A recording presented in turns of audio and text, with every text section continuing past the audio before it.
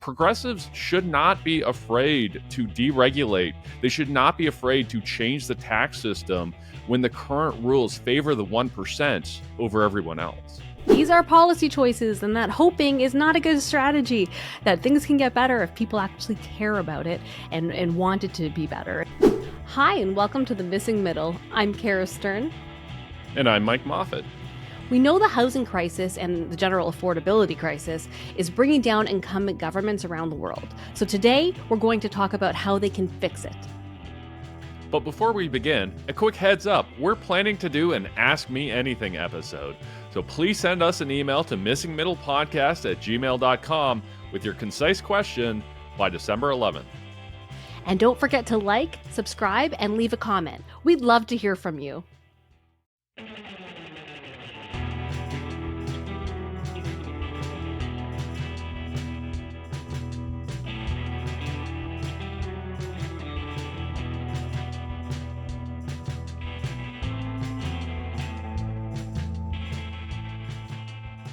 It seems like it shouldn't be possible after the past few years, but affordability is still growing as a political concern. We're seeing incumbent governments across the world fall because of concerns around inflation and general affordability, and the political tensions go beyond federal governments. Our friends at Abacus Data recently released a poll in the context of the Nova Scotia election, which has making life more affordable and improving housing and reducing homelessness as the number 2 and number 3 issues among voters, just behind healthcare. Mike, you released a report this morning that provides advice to governments on how they can fix this problem, especially when it comes to housing. Can you give us a 30-second elevator pitch on it? Yeah, well, first of all, thank you for the plug. So the paper is called 4 Pathways to Housing Affordability. And what it does is it builds off the work done earlier this year by the Task Force for Housing and Climate in their influential Blueprint for More and Better Housing. So that was the group that came together. Don Iveson, the former mayor of Edmonton, Lisa Raitt, the former deputy prime minister, and a group of us, myself included, Jen Keesmaat, Mark Carney, and so on, all came together and issued this report. What this does is basically build off of that and look at some of the kind of affordability pieces. What today's report shows is that housing and transportation costs make up 45% of the average household's budget, and that proportion rises with younger families. It's right around 50%. In dollar terms, that's $30,000 a year, and this is back in 2019, that families spent on housing and transportation. So that's probably closer to about $40,000 today. So if governments care about affordability, any plan for affordability has to start with tackling those costs, as they make up nearly half of household budgets. And those costs are rising faster than inflation. Housing and transportation costs rise faster than cost of clothes, cost of television, that kind of thing.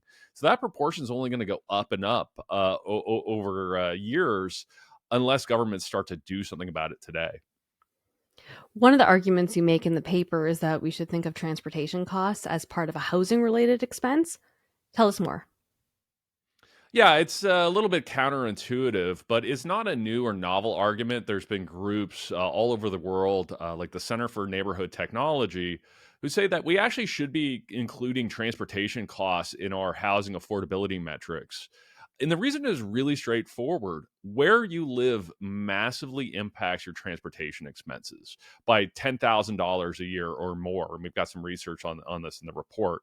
So being able to live close to where you work, being able to walk to the store for a liter of milk instead of having to drive 5 or 10K, that kind of thing. And we should be clear that that's not just about living in cities. Even if you live in smaller communities, creating neighborhoods with more walkability, more choice, can really lower transportation costs. So it's not always about making prices lower to get to affordability. It's actually just making it so you don't have to buy as much stuff, or you don't have to buy as much gasoline and so on. One thing that's really interesting about your report, and it's something we've talked about before here on the Missing Middle podcast, about how a lot of your solutions talk about basically government getting out of the way. And I know that you're seen as more of a progressive kind of person, but your solutions tend to be more on the side of the cut red tape and maybe a more traditionally center right solutions. What's going on there?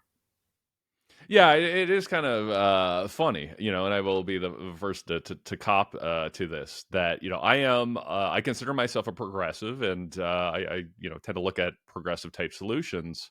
And to be clear, in the report, it's not all about governments doing less. There are times that governments need to do more; they need to spend more. Social housing is a big one. But when you go through the current system of rules and regulations and taxes, you see how regressive it is. That things like development charges and other taxes tend to hit lower income families harder than higher income families. It tends to be a larger part of their income and so on.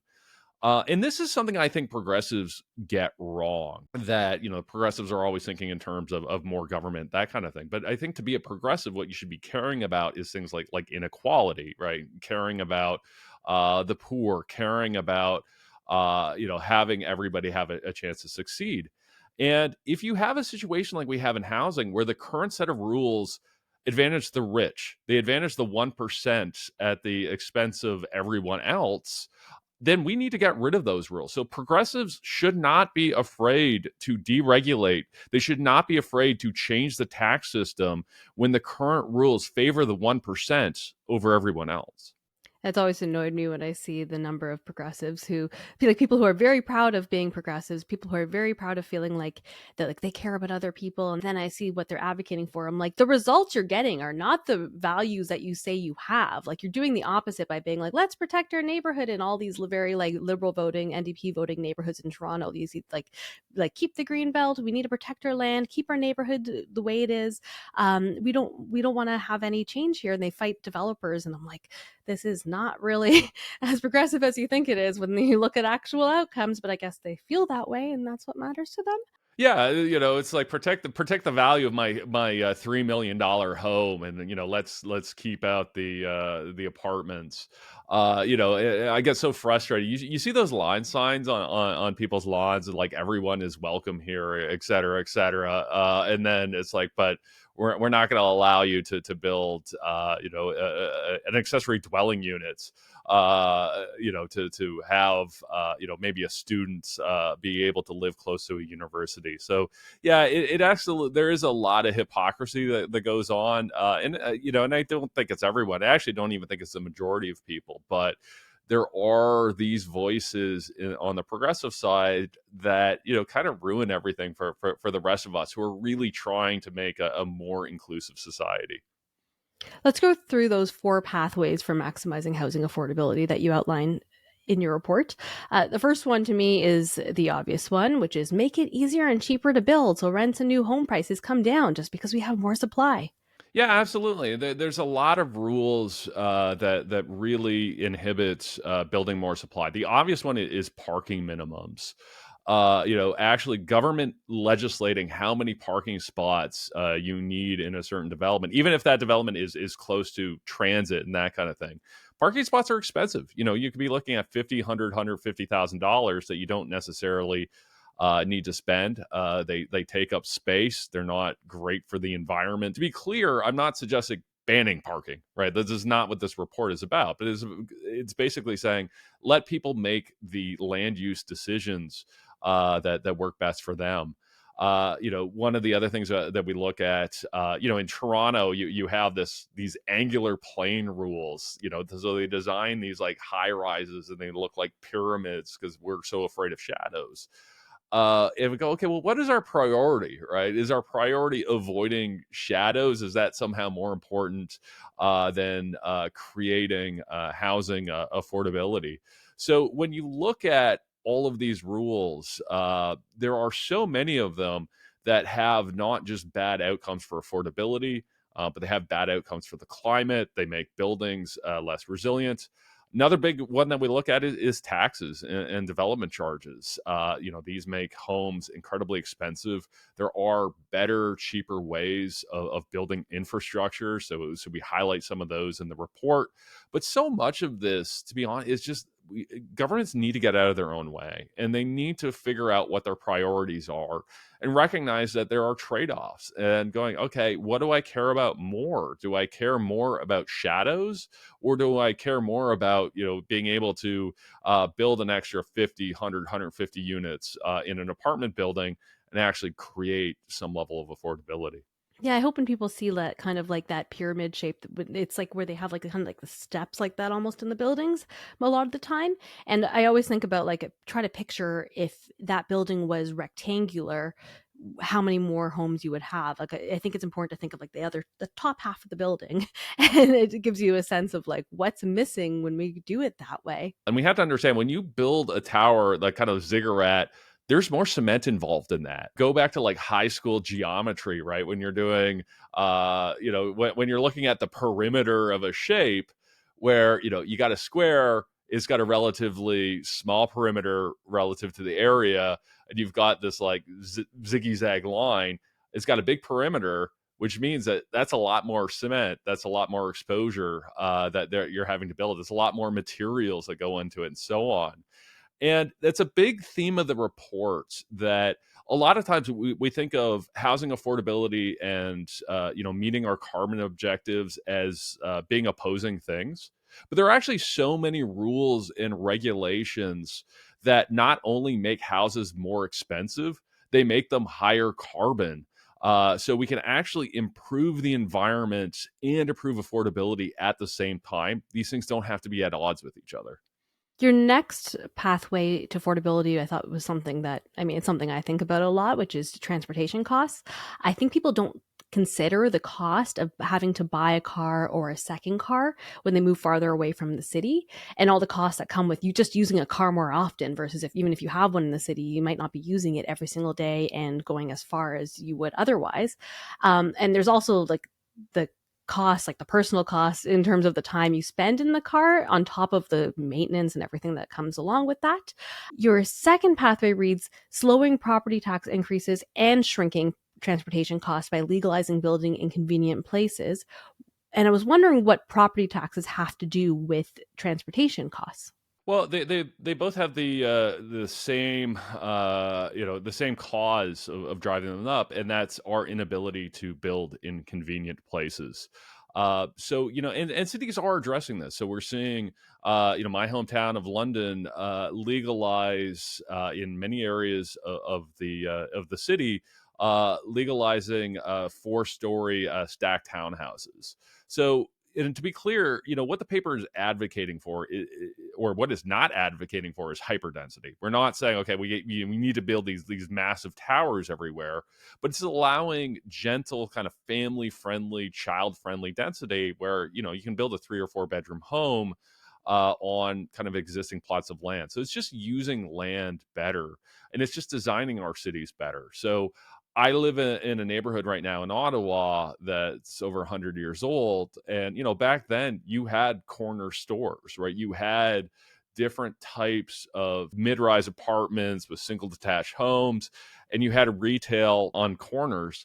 And, kind of after World War II, we banned a lot of these things. We said, no, residential has to be over here, and commercial has to be over here. And that kind of forces everybody into their cars, right? They have to go and drive again to get a liter of milk. So we're saying, well, no, let's just go back to building the kind of great neighborhoods we did 110, 120 years ago.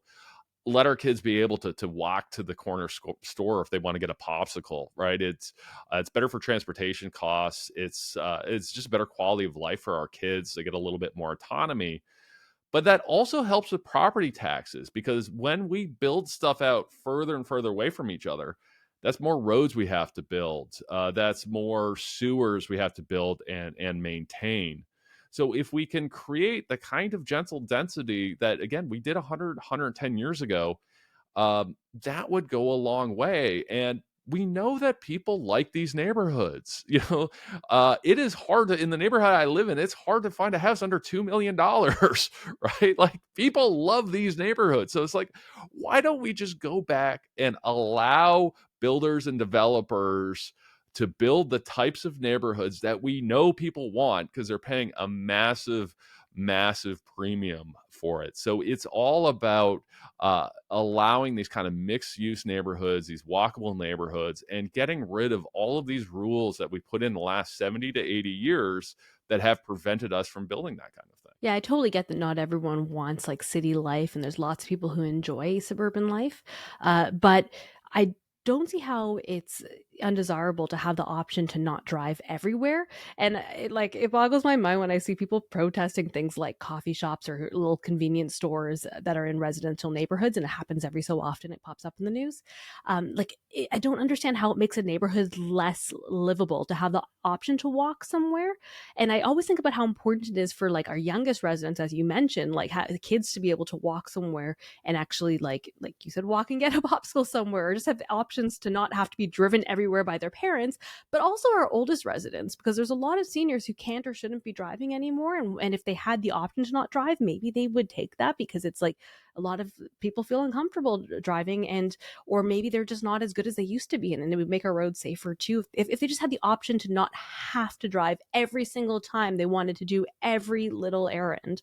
It's something that I don't know why it's taking so long to see change in that area, or really I don't even understand why we changed from the way that it used to be, where you had that, to a way where they're like, no, you can't have anything in the subdivision except for on the outskirts of it in the suburbs, for example. It's really weird. It was ideological, right? Like we had two generations of planners that kind of grew up with this ideology that reminds me kind of like the first generation of Sim City, where it's like you have residential and you have commercial and you have an industrial and you keep them all separated.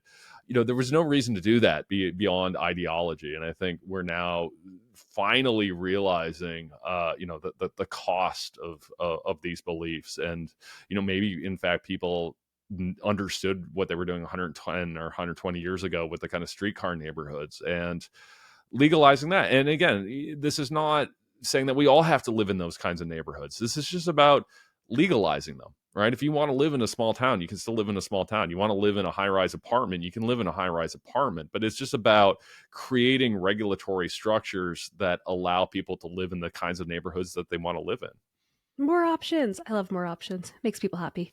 What's number 3 on your list? Utility bills, so energy, water, that kind of thing. It's about 4% of household budgets, so you're looking at about $2,000-3,000 a year, but that can vary widely. And a lot of that is again is regulatory. So the way that we build apartment buildings can really affect this. So if we go back to the single staircase episode we had a couple months ago, the way that we build apartments currently, the sort of dual staircase design, like just imagine every hotel you've been in, where it's like, okay, you have one set of houses, one set of rooms on one side, then you have a big hallway, and then you have the other set on the other side.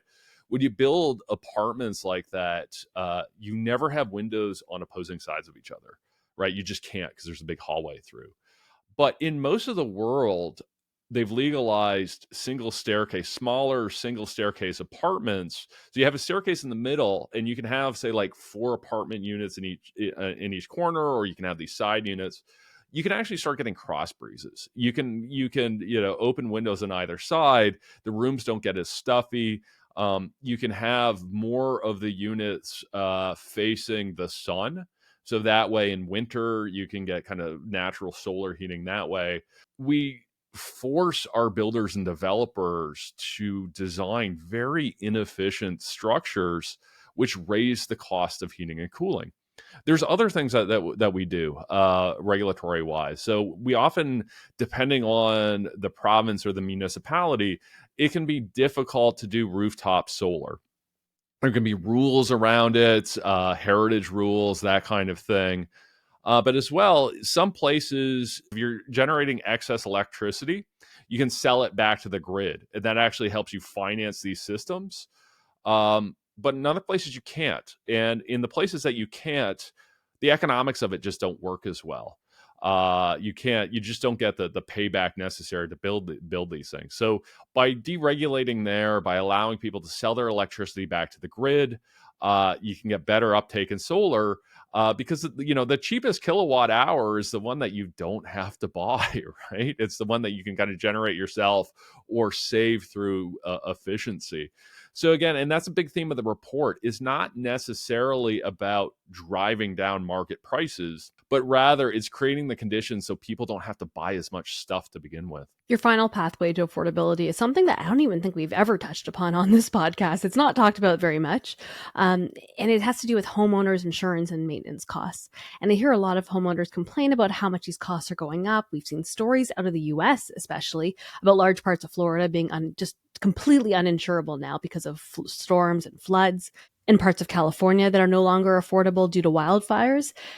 Is that a problem in Canada, and how can governments fix it? Yeah, it's absolutely a problem in Canada, and a lot of the ways to fix it come down to innovation. And sometimes on the innovation side, sometimes it is governments doing more, right? It's having innovation funds, tax credits, and things like that to help with the actual materials being used. Sometimes though it is changing regulations, making it easier to use mass timber. We had the episode with Nicholas recently where we talked about mass timber. It can be difficult to build for a variety of building code reasons, financing, insurance reasons, and so on. But one of the advantages of mass timber over traditional kind of sticks and bricks type building is that the mass timber, because it's like little pieces of wood kind of glued together, uh, they're not very flammable, right? Relative to kind of a standard 2x4, right? So they're more resistant to fire damage. So the way that we build homes, we can make them more resistant to fire, more resistant to flood. But the other big thing is just information, particularly in Canada. We don't have access to great information about how likely it is that their house is going to be flooding, or just a neighborhood or so on. The best way to avoid house flooding is to not build homes on floodplains, but we often don't know where those are because it changes over time with climate change and so on, that patterns change. Now, oftentimes our maps are 20, 30, 40 years old. So having more updated dated maps would be helpful for builders and developers, but it would also be helpful for home buyers. If I know, okay, if I buy this home, it's going to flood one out of every 50 years, but this one's going to flood one out of every 20 years, and this other one's going to flood one out of every 200 years. That's going to affect my decision of which home to buy. So it's about giving home buyers and builders and developers more information to make more informed choices. I'd have to assume that that lack of data kind of works both ways, where there are people right now whose insurance is less than it probably should be, and vice versa. Is that true? Allowing access to better data creates winners and losers. And it's not that all existing homeowners would lose by this data coming out. If you live in a higher risk home, then yeah, you probably do benefit when you sell for people not being able to properly assess that kind of flood risk. But if you live in a lower risk home, then people are probably willing to pay a premium for that. But they won't if they don't know that it's lower risk. So, absolutely, having access to better information would change the types of homes people buy, and it would also change the amount that insurance companies would charge each of us, right? If they had access to better information, if you're in a high risk home, your premiums are probably going to go up. If you're in a lower risk home, they're going to go down. So absolutely, access to information does create winners and losers, but I still think it's worth having. I find the politics of this really interesting, and I wonder if politicians understand what a huge impact affordability is having on individual families and then the way they decide to vote.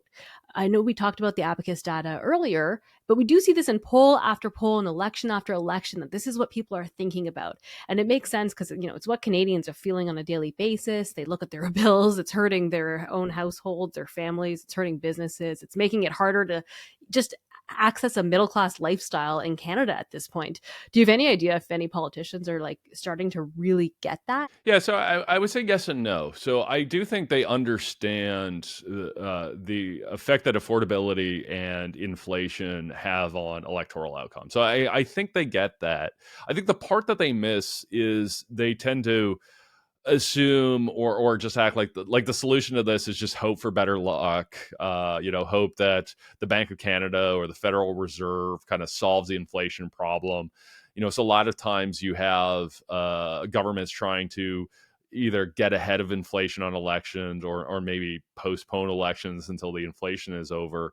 But in the paper, we're trying to suggest that there are more productive ways of dealing with this, that you don't just have to be on the sidelines going, okay, well, I hope inflation is going to be low and I hope the cost of living doesn't go up too much because we got an election coming up soon. The governments can actually control these things, but they have to make those changes. They actually have to be willing to put the work in. The thing I always think about is I want people to listen to this to come away understanding that like these are policy choices and that hoping is not a good strategy, that things can get better if people actually care about it and want it to be better. And so hopefully people will think about all these topics that you brought up and how like the policies that are being made by the government, especially as like we're going to head into a federal election next year and probably an Ontario provincial election, what politicians are promising and whether they really get it and have the interests of people who are struggling right now in their mind as they're making these policies. Yeah, absolutely. We've got elections coming up. I'm hopeful that they're paying attention. And if those politicians want to know more, or just you and the general public want to know more, again, I'm going to plug the report, and you can check it out at the Place Center website. We'll put a link in the show notes. The only other thing I can tell those policymakers, just like everyone else, they should like and subscribe to this podcast. Tell their staffers, tell their friends about it, because we're out here. We're trying to solve this issue for you. We wish you the best of luck. Here's the free information, free advice. Please take it. Absolutely. This is we're doing our part of affordability. There's no paywall here. We're giving away this information for free. We hope we hope policymakers are listening to us and really going to try to drive down the cost of living, because it truly is a crisis in Canada. Thank you to everyone who's watching and listening, especially any of you policymakers. And thanks as always to our producer, Meredith Martin. And if you have any thoughts or questions about the affordability crisis, please send us an email to missingmiddlepodcast@gmail.com. And we'll see you next time.